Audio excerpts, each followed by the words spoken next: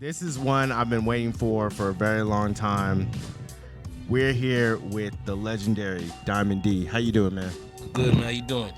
Great, man. I mean, it's gonna be incredible to see you rock and do your thing. I mean, Stunts, Blunts, and Hip Hop is over 30 years old. And just briefly, for those who don't know, take us a little bit through the inception of that project. Man, when I was making it, I, I wasn't really like trying to craft a quote unquote radio album. Right, Just put together a bunch of songs that I really like. right, Like most artists, when you make an album, you just hope that it resonates, with the public. right. So, luckily that joint resonated. Yeah. It's now considered a classic, so I'm grateful for that. It's super dope. And you have continuously pushed the envelope in terms of your production and everything like that, especially as a producer. Do you feel, now you're coming off of Dom Piece 3, do you feel like sometimes a lot of the soul music or American music has been ran through in terms of sampling?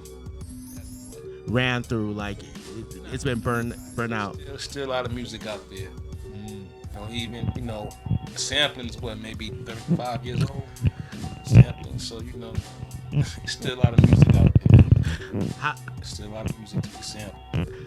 when you see a certain artist sample something like, let's say, Minnie Riperton, or you've heard their take, how do you take something like that and give your own style to it, or freshness? Except when I hear someone else sample. Yeah, so when you hear someone else do a sample, right, like maybe it could be like a tribe, or someone else did it for like KRS-One, but you want to use the same sample, how do you approach it so it's different? I don't know, it's everybody got records. It's okay to sample something that somebody else did, but just do it in your own way. Got it. Yeah. Don't copy it the same way he did or she did. Just gotta just be creative. So when I hear someone sample something that's already been sampled, I don't knock it, but I just look into how they flip it different. Right. A good example of that is Gangstar has a song called Dwick. On my album I have a song called Keep It Simple, Stupid Kiss. Right? We both sampled the same bass line, but we used it different. Yeah, exactly. It's like in a different time signature. So in instances like that, that's where the creativity comes out, as opposed to just biting what somebody else did. Yeah, no, exactly. And a relationship that I've always thought was really cool is you had a really close relationship with Jay Dilla, and he even said in interviews, like, sometimes he would just call you and see what type of time you were on, and if he heard you working, that means that it was time for him to keep working. Yeah, I didn't know that, but I heard him say it. Yeah. What are some of those conversations, or how have those conversations been, and what were some of the subject matters? Producer shit, you heard how so and so flipped this, or how so and so flipped that. I thought that was hot, or we would just talk about records. Yeah. Or things we did recently. Right. I was one of the producers that he tapped to his solo album. He had a good one this year.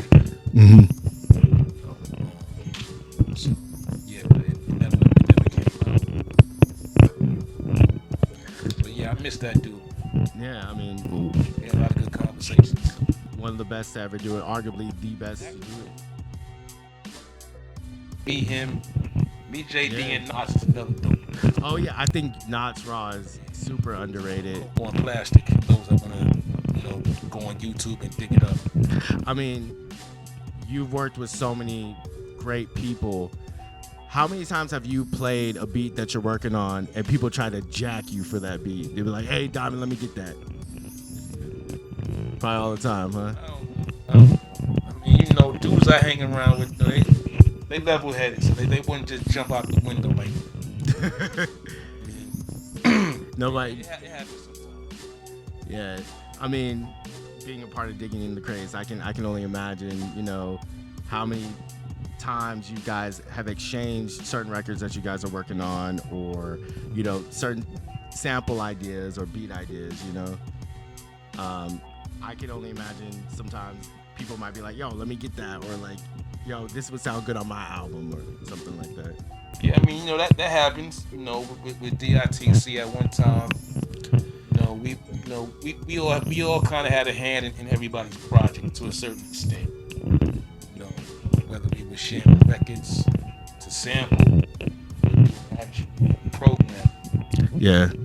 We all at one time we all had a hand in each other's projects. Yeah. So yeah, we definitely helped each other and we pushed each other. Were they involved in Dime Piece 3? And tell us a little bit. No. So how was it creating this album? Because, I mean, you still are working with a lot of heavy hitters. I mean, the album sounds incredible. I played it on my show on 101.5 KQBH, The Great Late Show. But for your fans and everyone out there, like, tell us a little bit about that process of putting it together. Oh, man. Dime Piece 3, Initium, is the first part. It's going to be 3 parts. Initium, Duo, which I'm releasing in December. Awesome. Tria, which will drop in April. On the one that's out right now, I got RJ Payne on there. Shout out to him. Of course, my man Sky Zoo, KRS-One, Torre, Bishop Lamont. No, he's from out. Oh yeah, big shout out to Bishop Lamont. Yeah. I got Sauce Money on there, Lord Tariq, Fat Man Scoop. Oh, rest in peace. David Bars, Roy Flush, Aguilar, 38 Special. Yeah. EA Ski, he's from the Bay Area. Yeah. My man Ski. And my man Bone Crusher from ATL. Oh man, another underrated guy. Yeah, Bone Crusher. I mean, iconic voice. Shit is crazy. I got a good mix with everybody. Yeah. I crafted the tracks for the artists. So that's why I listen to it. Like it all like kind of gel. Like nothing sounds forced. Yeah. Sounds forced. Yeah. When I listened to the project, nothing sounded forced at all. It definitely felt like the music was just flowing seamlessly, and I respect that a lot. I mean, someone who really could mix and really do his thing. R.I.P. DJ Clark Kent. Do you have any favorite? He's the Clark Kent.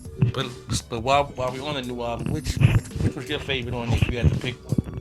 Bro, I mean, the King's record with KRS-One is hard.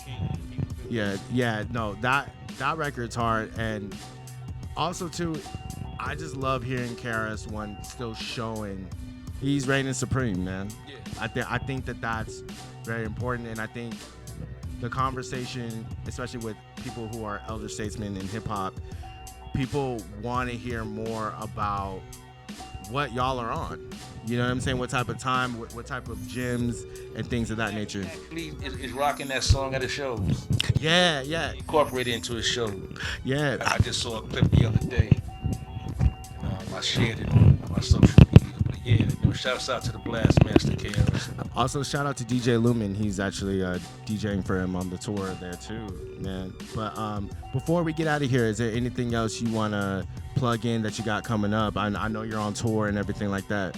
I got the second part of the Dime Piece 3 called Duo, which is dropping in December. I got a great lineup on that too. I don't want to share too much. Yeah, no, let it be a surprise. I said the third part, Tria, will be released in April of 2025. Yo. So, yeah, people want to check in with me on social media. You can find me at Diamond DITC, one word, Diamond DITC. Let me know what joint you're feeling off that new joint, Initium. Yo, thank you so much, Diamond. Really appreciate you coming through and tapping in, especially, man.